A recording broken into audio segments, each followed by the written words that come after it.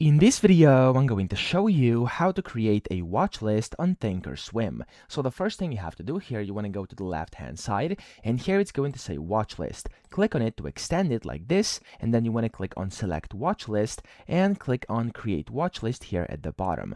Then first you have to give it a name. I'm just going to name it Watchlist 1 over here. You can name it whatever you wanna, and here you can start adding symbols. So the first thing you have to do is, of course, know the symbols. So if I want to add Apple, for example, I can go to symbol, type in AAPL, and then press enter, and it's going to automatically fill in. Now, if you make a mistake, it's not going to allow you. So if I go in here and type in, for example, TSLA, press enter, as you can see, it did work. But if I just type in something random, so for example, TSSLA, whatever, enter, it's not going to find it. So you can just go ahead and keep on adding these symbols over here. You can also import them or remove them if you want to. So you can click on it and click on the remove symbol, and it's going to get removed.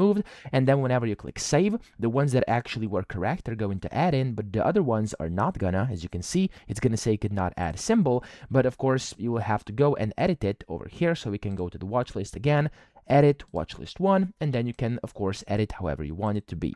Now here you will have your symbols and then whatever you have added to your watch list over here, and you can view it at all times. That's how you do it. I hope this video helped you out. If it did, please subscribe to the channel and help me out as well.